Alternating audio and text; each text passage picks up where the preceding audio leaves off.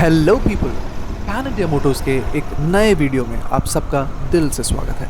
तो channel introduce करते हुए हम वीडियो शुरू कर देते हैं। ये एक मल्टीलिंगुअल बाइक रिव्यू चैनल है जहां पर आपको वीडियोस मिलेंगे 3 लैंग्वेजेस में, हिंदी, इंग्लिश और Malayalam. So if any of you want it in English, please go and check my playlist called English. ആർക്കെങ്കിലും മലയാളത്തിലെ വീഡിയോസ് വേണമെന്നുണ്ടെങ്കിൽ പ്ലീസ് എൻ്റെ മലയാളം പ്ലേലിസ്റ്റ് ഒന്ന് ചെക്ക് ചെയ്ത് നോക്കുക। और एक और बात, अगर आप नीचे टाइमलाइन में देखेंगे या डिस्क्रिप्शन में देखेंगे तो आपको वहाँ पे चैप्टर्स मिलेंगे, चैप्टर डिविजन्स मिलेंगे। आप अपने टाइम नीड सबके हिसाब से जाके स्किप करके देख सकते हैं। तो आज हम रिव्यू करने जा रहे हैं रॉयल एनफील्ड का इंटरसेप्टर 650। रॉयल एनफील्ड ब्रांड का तो आप सबको पता ही है, काफ़ी टाइम से, काफ़ी सालों से इंडियंस के दिल में एक स्पेशल प्लेस बना के रखा है रॉयल एनफील्ड ब्रांड ने।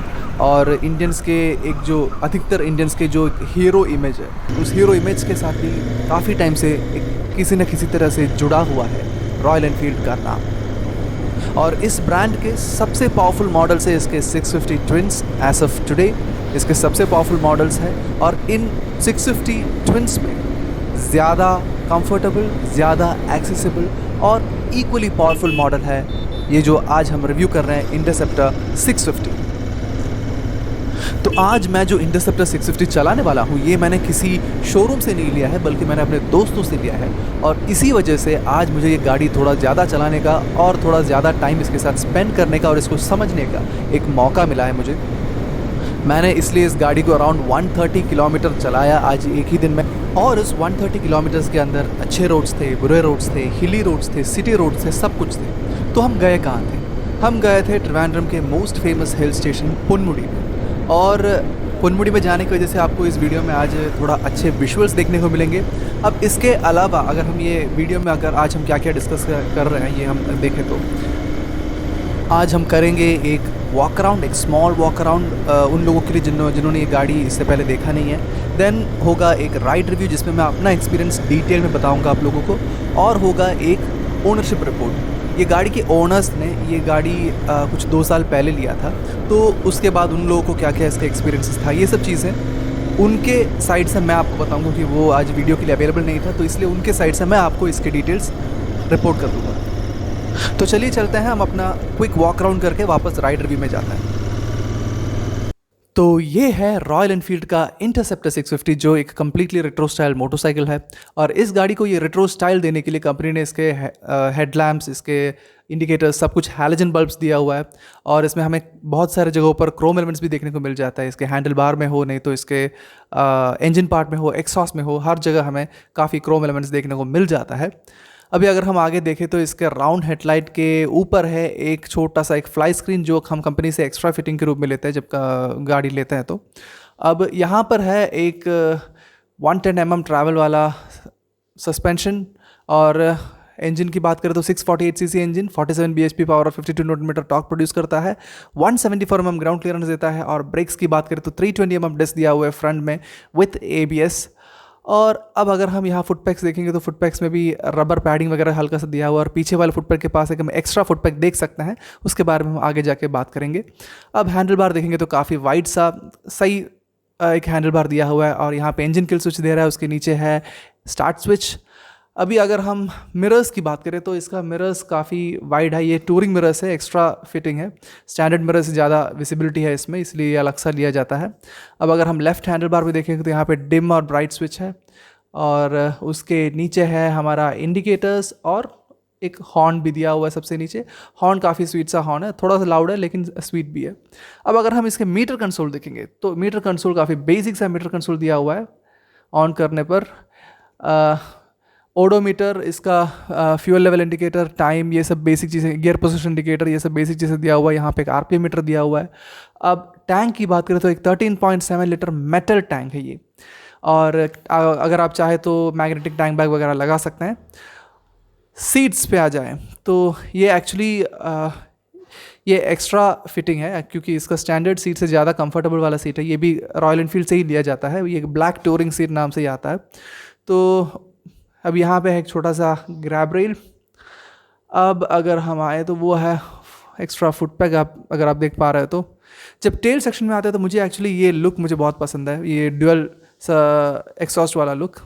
जैसे मैंने बोला, इंडिकेटर्स, टेल लैम्प, सब कुछ ये दिया हुआ है हैलोजन, और पीछे है 240 mm disc brake with ABS, which means dual channel ABS दिया हुआ है इस गाड़ी में। और वो सस्पेंशन के ऊपर अगर आप देख पा रहे थे, एक छोटा सा एक चीज़ दिख रहा है, वो है ब्रास बॉबिन्स, जो चीज़ें टाई करने के लिए वगैरह यूज़ करता है। तो एक छोटा सा वॉक अराउंड के लिए बस यही सब कुछ चीज़ें बोलना है, बाकी हम डिस्कस करेंगे, बाकी सारे मेजर पार्ट्स हम डिस्कस करेंगे आगे जाके राइड रिव्यू और ओनरशिप रिव्यू में। तो चलिए चलते हैं राइड रिव्यू में।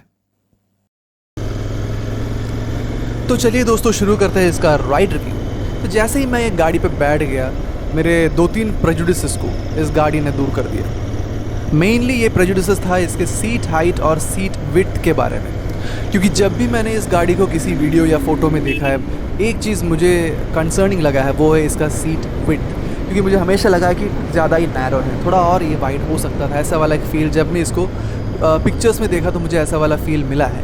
लेकिन जब मैं इस गाड़ी पे बैठ गया तो मेरा एक्चुअली पर्सपेक्टिव ही बदल गया, क्योंकि तब मुझे ये लगने लगा कि अगर इसका सीट विड्थ और थोड़ा और चौड़ा होता तो शायद मेरा पैर नीचे तक पहुंचता ही नहीं। आपको एक रेफरेंस के लिए मैं बोल देता हूँ कि मेरा हाइट जो है 178 सेंटीमीटर है, यानी 5 फीट 10 इंच हाइट है मेरा। और इस गाड़ी का सीट हाइट अगर आप देखेंगे तो इसका सीट हाइट है 804 mm। तो इसी से आप समझ सकते हैं कि ये गाड़ी जो है ये थोड़ा ज़्यादा सीट हाइट वाला गाड़ी है, क्योंकि नॉर्मली जो गाड़ियाँ रहता है एवरेज सब गाड़ियों में 800 mm का सीट हाइट होता है, और इसका सीट हाइट एक्चुअली 4 mm ज़्यादा है। और मेरा हाइट मैं आपको एक रेफरेंस के लिए तो मैंने बोल दिया है। तो ये हाइट एक ठीक ठाक हाइट होने के बाद भी मुझे एक्चुअली फ़ील हो रहा था कि गाड़ी का काफ़ी हाइट है, क्योंकि जब मैं बैठा मेरा पैर तो एक्चुअली पूरी तरह से नीचे जा रहा था, नीचे पहुंच रहा था। फिर भी ये होता ना कि हमें एक गाड़ी याद दिलाते रहता है कि हाँ थोड़ा हाइट है तो है। और दूसरी बात है इस गाड़ी का वेट। अगर हम रॉयल एनफील्ड गाड़ियों में देखेंगे तो हम एक बात हम नोटिस कर सकते हैं कि रॉयल एनफील्ड गाड़ियों के जो एक हीरो इमेज के बारे में मैंने बोला था, उस हीरो इमेज में एक अहम हिस्सा है उसका वेट। इस गाड़ी का भी एक्चुअली अच्छा खासा वेट है।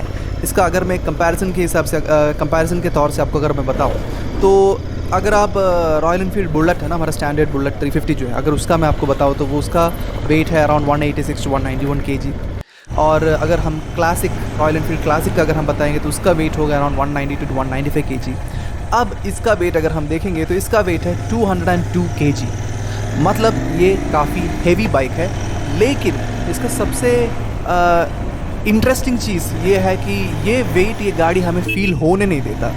नॉर्मली जो अगर हम पुराना बुलेट वगैरह चलाया है, पुराना रॉयल एनफील्ड क्लासिक वगैरह अगर हम चलाया है, तो उसमें जब हम गाड़ी उठाते हैं तब हमें वेट थोड़ा फील होता है, और जब हम गाड़ी चलाते हैं तब भी हमें थोड़ा बहुत हमें गाड़ी याद दिलाते रहता है कि हाँ थोड़ा हैवी गाड़ी है, संभल के चलाना, ऐसे करके थोड़ा याद दिलाते हैं।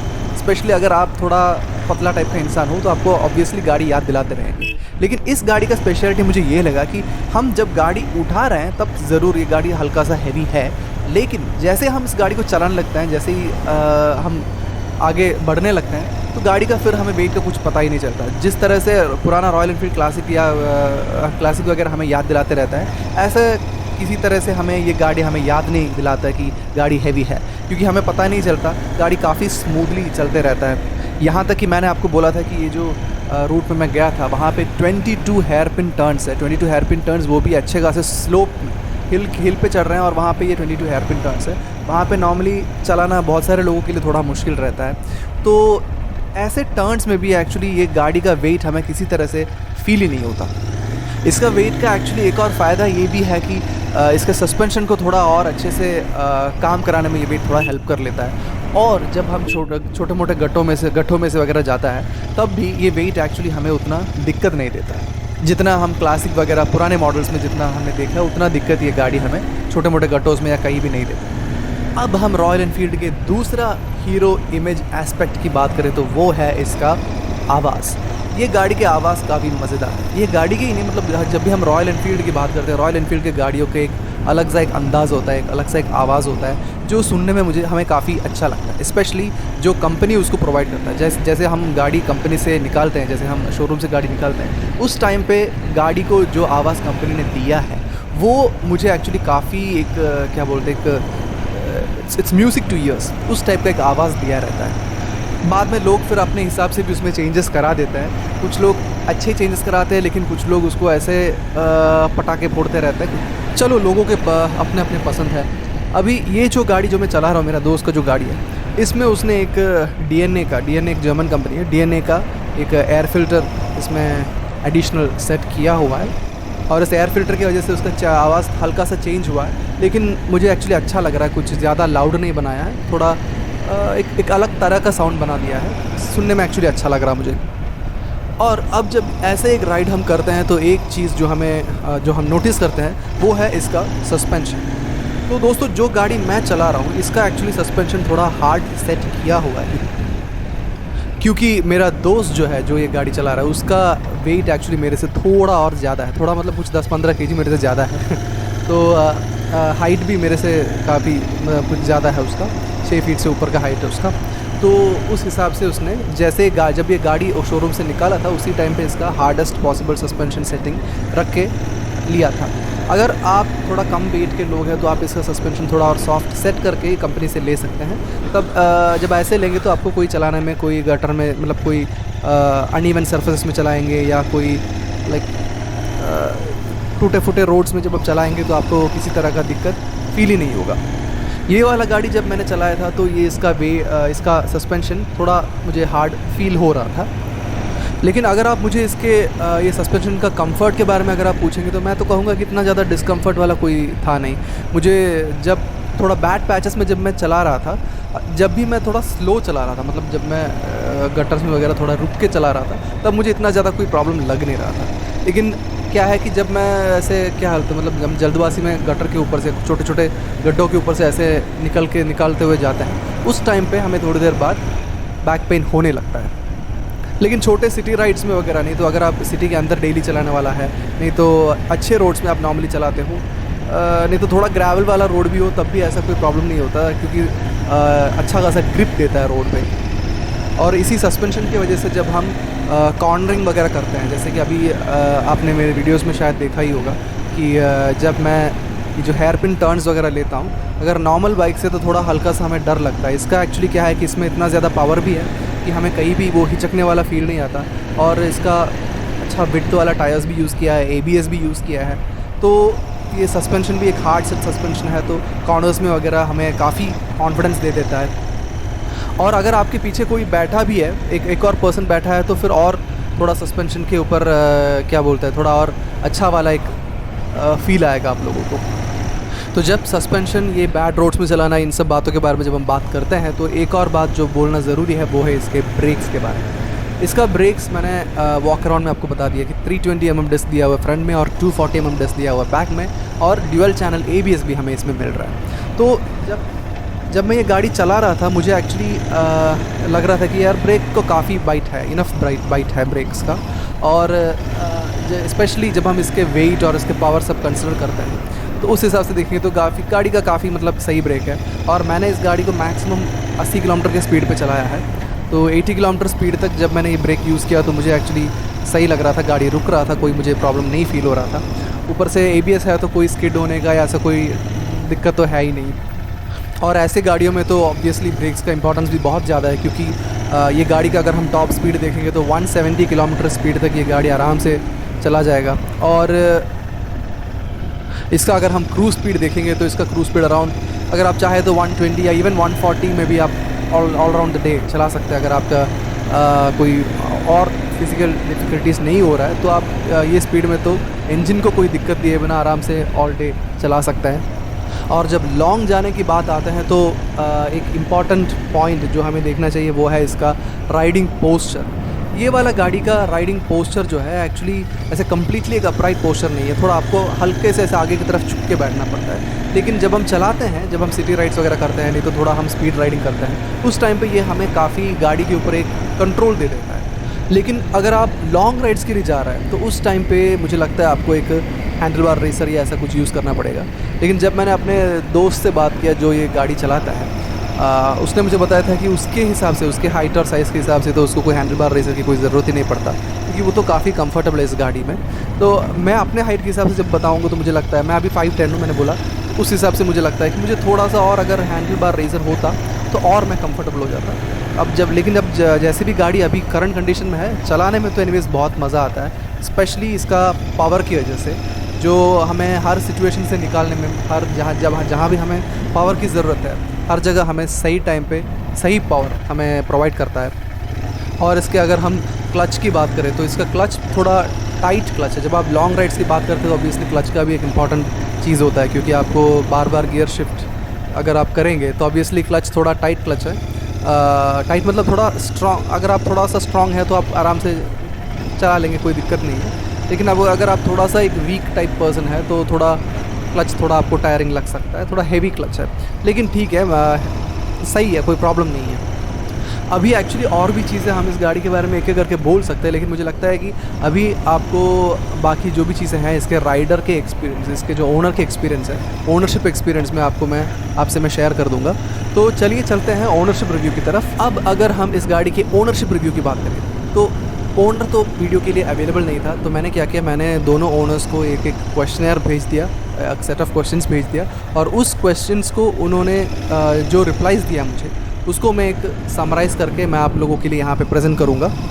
तो ये गाड़ी जो है, ये इंटरसेप्टर 650 जो मैं चला रहा हूँ, ये इसके ओनर्स ने ये गाड़ी लिया था दिसंबर 2019 में, और जब उन्होंने ये गाड़ी लिया था तो इसका ऑन रोड प्राइस था 3,20,000 समथिंग। और अभी तो मैं ट्रिवेंड्रम से बोल रहा हूँ, तो केरला में आई थिंक इसका ऑन रोड प्राइस 3,80,000 के ऊपर है।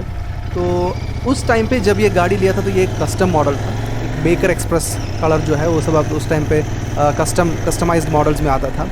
और अभी तो हमारे पास है जो मेक इट योर्स प्रोग्राम है, रॉयल एनफील्ड का मेक इट योर्स प्रोग्राम। एक ऑनलाइन ही हम अपने गाड़ी खुद के गाड़ी के लाइक कलर्स की सब कुछ हम कस्टमाइज़ कर सकते हैं, और कस्टमाइज़ करके यहाँ तक कि हम उसमें अपना नाम भी लगवा सकते हैं। लेकिन जो लोग नाम वगैरह लगाते हैं, आप लोग इसके रीसेल वैल्यू के बारे में वगैरह सब सोच के कर दीजिएगा, क्योंकि ये नाम बाद में हटेगा कि नहीं, ये सब चीज़ें थोड़ा इंक्वायर करके फिर कर लीजिएगा। तो यहाँ तक कि हम इस गाड़ी में अभी ऑनलाइन इसका हमारा नाम भी लगवा सकते हैं, लीगली ये सब कर सकते हैं, इसका कस्टमाइजेशन कर सकते हैं, कंपनी से कर सकते हैं। लेकिन हाँ, जब आप ये करते हैं तो ऑब्वियसली ये जो प्राइस मैंने बताया शायद उससे भी ज़्यादा हो सकता है, इसका प्राइस शायद नहीं होगा, ऑब्वियसली होगा, उससे भी ज़्यादा प्राइस होगा।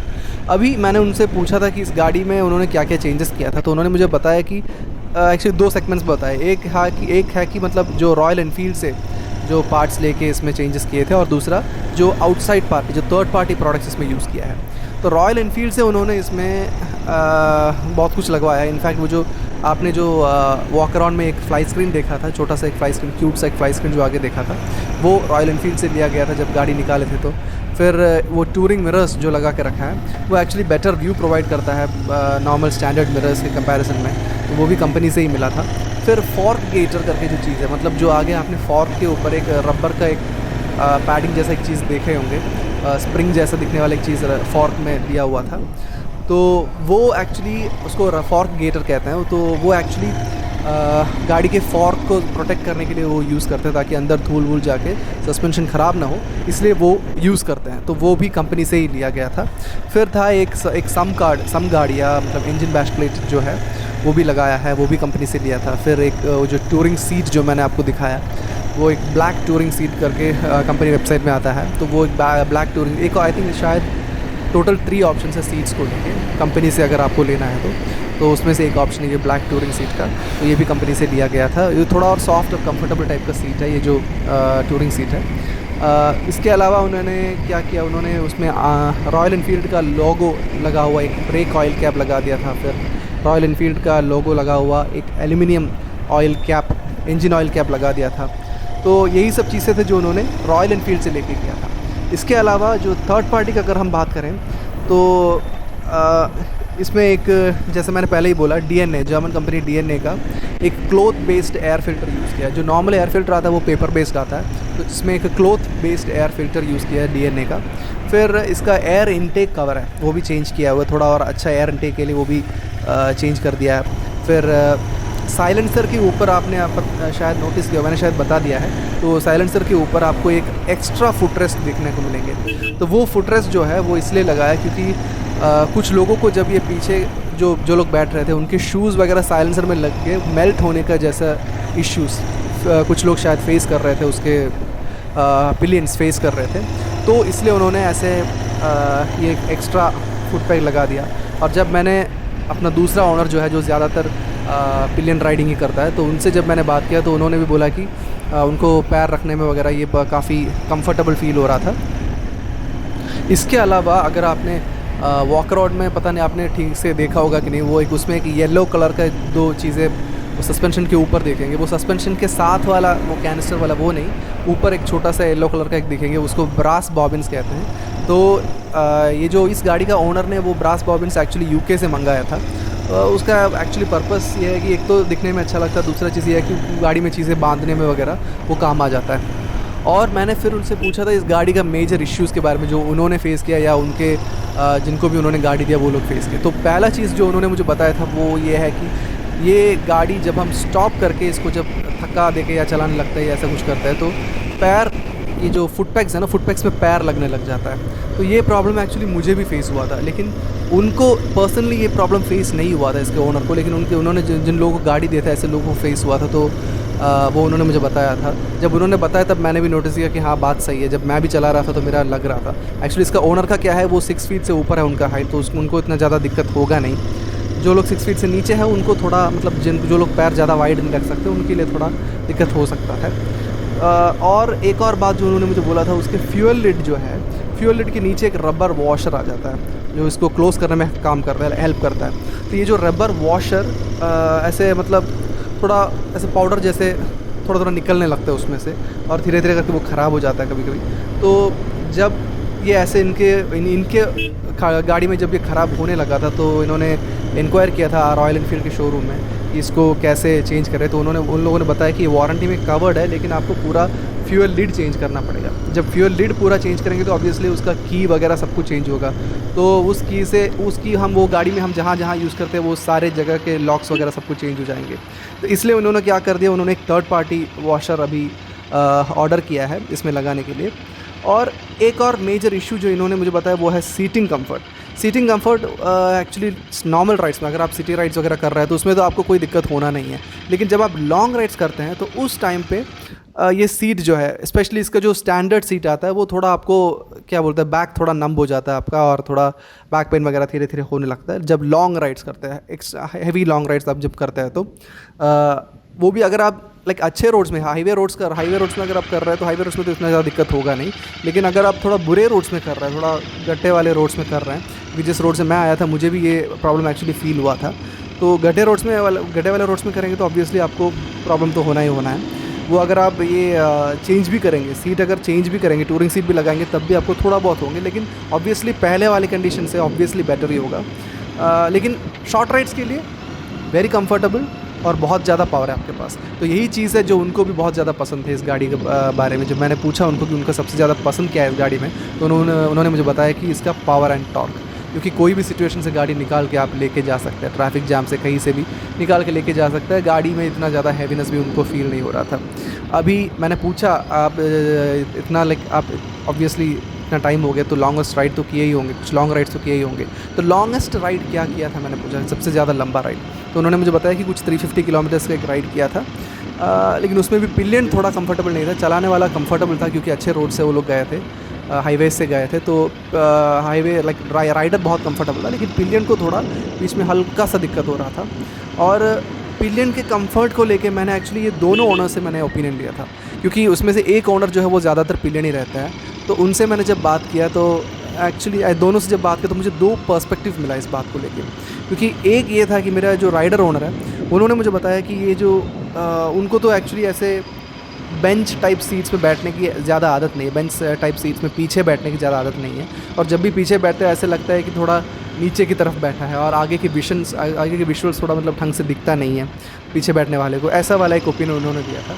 लेकिन जब मैंने दूसरे राइडर से, जब मेरा फीमेल राइडर है जो फीमेल फ्रेंड है, उनसे जब मैंने बात की तो उन्होंने मुझे बताया कि ये सीट एक तरह से अगर देखें तो कंफर्टेबल है, क्योंकि राइडर से थोड़ा और कनेक्ट फील होता है उनको। क्योंकि इससे पहले वो लोग एक डोमिनार यूज़ करते, तो डोमिनार में इतना ज़्यादा वो कनेक्ट है उनको फील नहीं होता था, लेकिन इसमें वो कनेक्ट उनको फील हो रहा है। प्लस जब वो साड़ी वगैरह पहन के बैठती है तो उस टाइम पे उनको बैठने में, अपने कपड़े संभालने में, सब चीज़ों में उनको थोड़ा और कंफर्टेबल ये वाला गाड़ी लग रहा था। और सर्विस एक्सपीरियंस के बारे में मैंने पूछा। सर्विस एक्सपीरियंस के बारे में वही एक चीज़ था जो एक्चुअली वो थोड़ा उतना क्या बोलते हैं, उतना हैप्पी नहीं था सर्विस एक्सपीरियंस को लेके।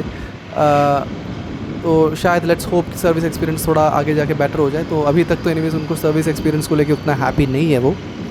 इसमें एक्चुअली वारंटी वगैरह 3 साल नॉर्मल वारंटी और 2 साल का एक्सटेंडेड वारंटी मिल जाता है।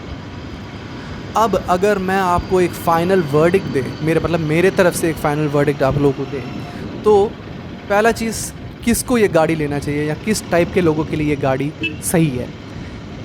मुझे लगता है अगर आप एक सिटी राइडर हैं, अगर आप एक कंप्लीट सिटी राइडर हैं, तो ऑब्वियसली अगर आपको लाइक माइलेज वगैरह से ज़्यादा कंसर्न नहीं है आप, क्योंकि ऑब्वियसली 650 सीसी का एक गाड़ी ले रहा है तो माइलेज के बारे में सोचने का कोई मतलब तो है नहीं। तो अगर आप माइलेज से कंसर्न नहीं है, आप एक सिटी राइडर है, आप अच्छे रोड्स पे ज़्यादा चलाते हैं, पिलियंस के साथ भी हो लेकिन शॉर्ट राइड्स करता है, तो ऑब्वियसली आप ये गाड़ी ले सकते हैं, नंबर 1।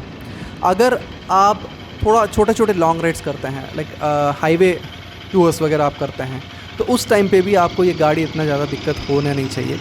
आप बहुत कंफर्टेबली लेके जा सकते हो, स्पेशली बिकॉज इसका जो स्पीड है, गाड़ी का क्रूजिंग स्पीड वगैरह काफ़ी अच्छा है। आप हाईवेज़ में एक अच्छा स्पीड मेंटेन करके जा सकते हैं, 120, 130, 140 जितना भी चाहे आप मेंटेन करके जा सकते हैं। और इसका टॉप स्पीड तो 170 है, जैसे मैंने आपको पहले ही बोला, तो उस हिसाब से सही है। सिटी ट्रैफिक में यूज़ करने के लिए ऑब्वियसली गाड़ी हीट करता है, लेकिन आपको चलाने में वो कंफर्ट लाइक डिस्कम्फर्ट वगैरह फील नहीं होगा। लेकिन अगर आप बैक पेन कुछ है, आपको कोई बैक पेन या ऐसा कोई इश्यू है, तो मैं तो कहूँगा कि आप ज़रूर एक बार जाके टेस्ट करके फिर लाइक बुक कर लीजिएगा। अगर बैक पेन नहीं भी है फिर भी लाइक आउट से कि आप एक बार जो भी है, आप कोई भी गाड़ी लेने से पहले किसी के बात सुनो, बस ओपिनियन के लिए, बस ऑप्शंस के लिए, जानकारी के लिए सुनो, लेकिन at the end of the day आपको खुद जाके एक बार टेस्ट ड्राइव लेके ही अपना गाड़ी डिसाइड कर लेना चाहिए। अभी अगर आप मुझे पूछेंगे कि ये गाड़ी बिगिनर फ्रेंडली है क्या, तो मैं यही बताऊंगा कि आप इसको बिगिनर फ्रेंडली बना के लाइक यूज़ कर सकते हैं। कैसे? क्योंकि इस गाड़ी का 2 एस्पेक्ट है। मैंने बोला कि इसका पावर और वेट, ये दोनों चीज़ इस गाड़ी का एक लाइक सही कॉम्बिनेशन है, जो जिसका एक्चुअली 2 इम्प्लीकेशंस हो सकता है। एक इम्प्लीकेशन ये है कि ये एक्चुअली रोड में अच्छा ग्रिप देगा, जो लाइक छोटे मोटे गड्ढों में वगैरह आपको सस्पेंशन सही देगा, कॉर्नर्स में वगैरह आपको अच्छा फील कराएगा। ये इसका एक इम्प्लीकेशन है। दूसरा इम्प्लीकेशन ये है कि अगर आप गाड़ी को ठीक से समझे बिना जल्दबाजी करके इमेच्योरली गाड़ी चलाया, तो ऑब्वियसली आपको अच्छा खासा दिक्कत मिलेगा, क्योंकि गाड़ी हैवी है और बहुत पावरफुल है। तो इसलिए आपको, मुझे लगता है कि अगर आप एक मैच्योर राइडर है, जैसे मैंने होंडा के बारे में एक बार मैंने बोला था, अगर आप एक मैच्योर राइडर है, एक मैच्योर लर्नर है, तो आप बिगिनर भी हो तब भी आप आराम से ये गाड़ी ले सकते हैं। और अगर आप एक 150 सीसी स्कूटर लाइक बाइक या ऐसे किसी चीज़ में, लाइक बाइक्स में, स्कूटर में नहीं, 150 सीसी बाइक्स में वगैरह अगर आप अच्छे से कुछ टाइम से चला रहे हैं, तो आपको ये गाड़ी कोई दिक्कत नहीं देगा, क्योंकि आप आराम से लेके जा सकते हैं। कोई ऐसे नहीं कि आप गाड़ी स्टार्ट करते ऐसे आपको खींचते हुए लाइक कूद जाएगा, ऐसा कोई दिक्कत नहीं है। गाड़ी आप आराम से यूज़ कर सकते हैं। तो बेसिकली यही सब चीज़ें हैं आपको आज बताने के लिए। उम्मीद है कि आपको ये वीडियो यूज़फुल रहा होगा। अगर आपको कोई सजेशंस है, अगर आप चाहते हैं कि मैं कुछ बदलूँ, कुछ इम्प्रूव करूँ, कुछ भी हो, तो आप ज़रूर मुझे कमेंट करके प्लीज़ बता दीजिएगा, क्योंकि आपके कमेंट्स ही है जो मुझे इम्प्रूव करने में हेल्प कर सकता है। तो थैंक यू दोस्तों। तो अगली बार मिलने तक keep smiling, stay happy, bye bye.